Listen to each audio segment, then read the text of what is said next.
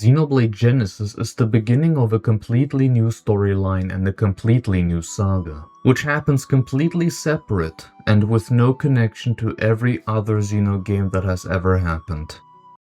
Or at least that's what they want you to think, or maybe they hope that you would think that they would think that.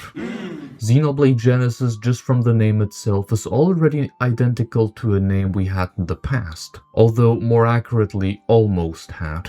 And that is Monado Beginning of the World, the original name of Xenoblade Chronicles. The Monado is a Xenoblade, and Genesis, from its meaning and relation to the first book of the Old Testament, means the beginning of a new world, once again being the first game in a new story. With Exodus, which was the second book of the Old Testament, we had Project Exodus and received the second game Xenoblade Chronicles Cross, or X, which in this case X sounds like Exodus shortened. Man, I can tell you right away, this video will be something else. I will just tell you that you should buckle up. This will be a wild ride. I'm not joking here. We then had Chronicles 2 and 3, which one could argue could be the first and second Chronicles, which are the 13th and 14th book of the Old Testament, but at this point it doesn't make a lot of sense, since Chronicles was only added outside of Japan, so that wasn't even intentional.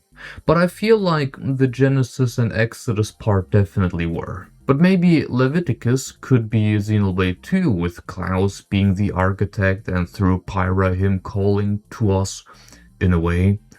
And Numbers being Xenoblade 3, because it's all a simulation and everything being full of zeros and ones. And them only having 10 years to live, so that's a lot of numbers. And just so I mention it, there will be spoilers to the numbered Xenoblade games. Although, I guess for theory videos that is kind of expected.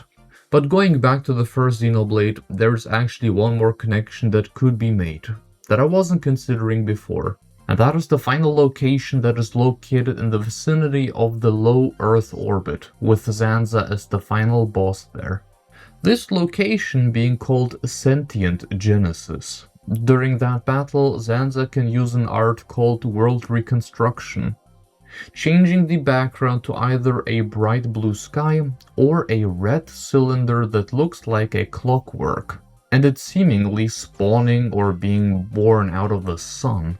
If we think about the entire Xenoblade series, Zanza is the only real quote-unquote god we have defeated, one that had the power of actual creation. Sentient Genesis could be related to him, but I don't think this is entirely true, because first up, these powers were gifted to him, or he's making use of that power, from Alvis, who was here at the beginning, at the genesis of this world, and will proclaim the end, which was a revelation for sure. The one true Monado, aka the Xenoblade himself, who was the reason for the beginning of the world, aka the Alpha himself and Alpha and Omega. The only real god in this scenario who was killed by us. Although I would put killed in quotation marks since we killed him inside Origin. And even that, I mean, it's just a side of the actual Alvis or Ontos, so that means nothing. The data still exists, either in Origin or the collective unconscious, Nexus, thingamajig. Yes, Alvis in Xenoblade 1 was the only person we could actually call a god, since he had the power of creation, which I think is essential for someone to be considered an actual god. But at the end of the day, even someone like Alvis only got these powers because of the contact with the Conduit. So maybe it's the Conduit then who we could consider is the Sentient Genesis. The Conduit is the bigger mystery in the Xeno series. An ancient artifact that is a gateway to other universes, which is looking different in every universe, granting people the power of a god. And should someone evil get their hands on it, if someone tries to mess with it, distilling the power or transferring it onto new vessels, they will get eradicated by the universe's corrective system, aka the ghosts, which will 1000% return sooner or later.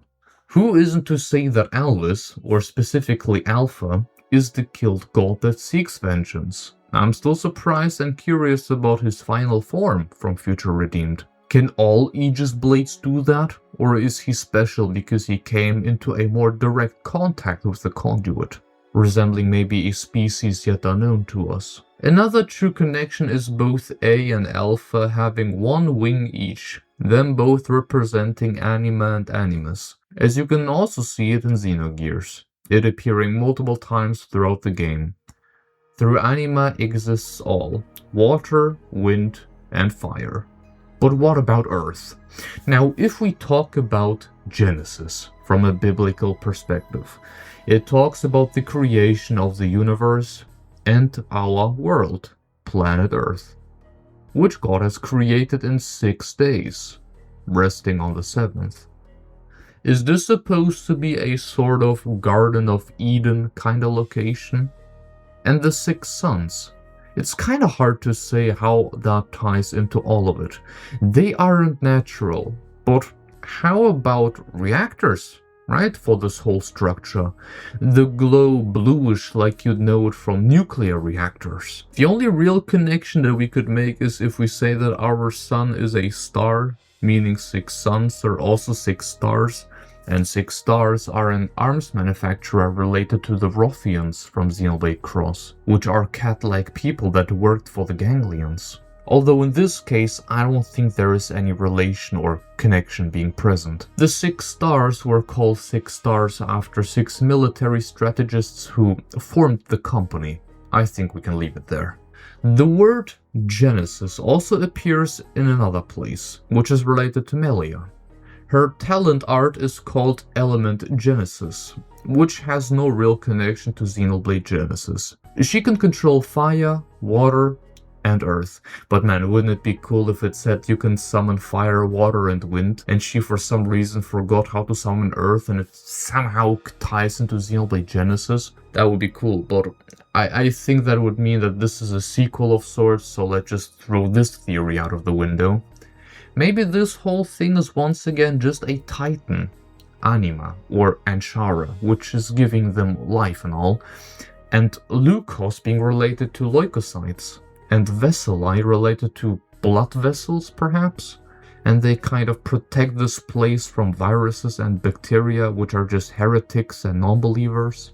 This would mean, if we consider that the job listing mentioned mechs, right, in the past, and you already know that they have mechs in practically every Xeno game. This whole thing could be just one ginormous mech, which is called Anshar, which would be Anima, or the equivalent to Anima, or perhaps Animus, because according to the cosmology, which we discussed in the latest analysis video too, Anshar means whole heaven, or whole sky, upper domain, aka the upper horizon, right? But the king of the gods, as he is called, had also a wife, which also happened to be a sister. Oh incredible. God. And the name Kishar translates to the totality of the lower world, or the whole earth, the lower domain. And we see multiple shots that happen underground. I did talk in my next Gen Xenoblade video how Monolith Soft is being inspired by multiple things they worked on for The Legend of Zelda, especially Tears of the Kingdom. Elements being one of them, which seem to have a bigger emphasis here, perhaps. But there is one more thing that I didn't consider before, and this is related to caves, the depths. In Underworld, instead of a bright and colorful place, you have a dark and almost horror-like place that looks like the exact opposite of this place, where you have either monsters or alien kinda looking folks running around there. After all, we do see a big chasm over here, which leads to, hey, somewhere. It looks pretty dark inside. And you know, if this really happens to be one massive titan and those 6 suns are its reactors that we must reactivate because they are starting to die or become weak, maybe this is what we should fear, perhaps. Reviving that god that seeks vengeance. There is also something happening with the spaceship which we see in the trailer, which could be one of the ships mentioned in Future Redeemed. That was also part of Project Exodus, although unrelated to the Project Exodus from Xenoblade Cross. But coming back to the original point, the genesis of what? The Xenoblade, aka Monado, or the world. or the entire universe. I think no matter how you turn it, the main topic and most likely scenario is a story related to the Conduit, aka Zohar. It will be a Conduit origin story, which also includes Samaarians, which may or may not were the first people who tampered with the Conduit.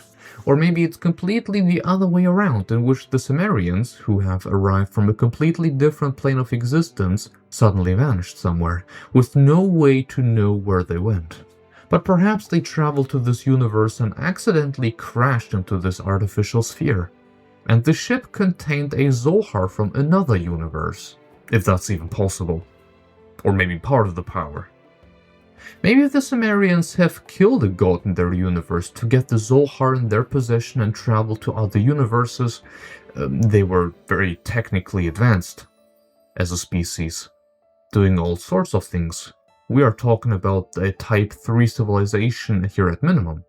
But Luxaar says an interesting line. Since the Samaarian are considered extinct or missing within the X universe, Luxaar refers to humans as the legacy of the Samaarians, implying the quote-unquote original race no longer exists. This game is called Project Legacy. Maybe it's about the descendants of the Samaar. One interesting image I have seen is this one, how the plant actually represents the Tree of Life, where a similar depiction that we have seen before is this one. Coming back to the Animus and Anima, and the will of 6 young people. And one key that was lost in one of these games, a memory as a driving force, and the self on the very top. Maybe teasing us that the formula on that end hasn't really changed much and will stay with Xenoblade Genesis. There's one more topic or theory that I think has also some big potential, and that is related to the Anima Crystones, which record every thought and action throughout your life. Which, not gonna lie, is very concerning. Being recorded for 24/7 no matter where you are is, yes, very concerning. I said it before, but those people are evil. A possibility is that they gather data the same way like Origin gathered data, or also the Aegis core crystals where, oh, would you look at that, Pneuma sword, but yes, maybe the Vessel Eye's role is exactly that. Being a vessel, and the role of Lukos to find the perfect vessel by recording their thoughts and actions and gathering data to find someone like that. They have these academies in multiple locations and probably search all around the world who would be a perfect specimen. And the memories, all the actions and the entire history of perhaps millennia being saved inside that stone, which the people of Lukos tried to resurrect. Sounds kind of familiar, don't you think? Maybe the people of Lukos are people from that same spaceship and only they are in possession of these stones. And talking as if Anima gave them this place and everything in it, although all of it being a lie. Giving people a reason to believe in them and use the stone so they can search for a perfect vessel for a fallen god. Or maybe this is just a zoo of sorts, where data has been gathered from multiple universes through those stones and put here, like a gallery of sorts, a trophy hall, or maybe a massive vault with species and data that has almost died out, or are kept safe for when an apocalypse happens. Or maybe a safe haven for beings whose universes were destroyed by the ghosts. We have something similar on Earth in Norway, inside a massive bunker where 850,000 different kinds of seeds from fruits and vegetables are being kept safe, just in case.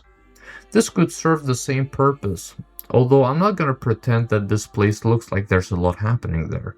But who knows, maybe it's all just data and the theory still holds true. We just don't know.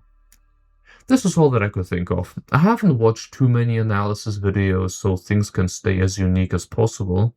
Although I watched the video from Luxon and that's where I noticed the chasm, which he pointed out.